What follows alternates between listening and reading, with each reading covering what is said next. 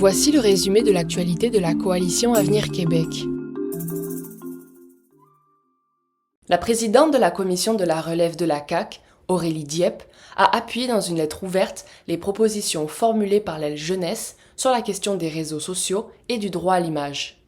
Cette dernière met en avant le choix d'interdire l'utilisation des réseaux sociaux pour les personnes âgées de moins de 16 ans et la possibilité de demander à ces plateformes de retirer certains contenus, notamment des images de soi.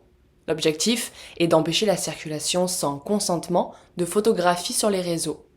Ces propositions ont pour but de sensibiliser les plus jeunes sur l'impact des réseaux sociaux, mais aussi de prévenir les comportements inadéquats tels que la cyberintimidation et la pornographie juvénile.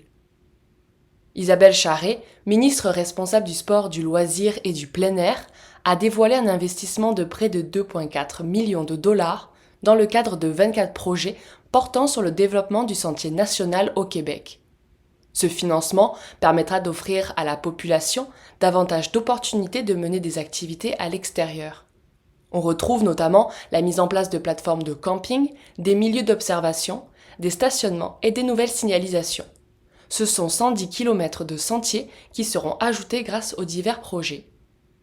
Mathieu Lacombe, ministre de la Culture et des Communications, a dévoilé un financement supplémentaire de 15 millions de dollars pour les organismes qui collaborent avec le Conseil des arts et des lettres du Québec.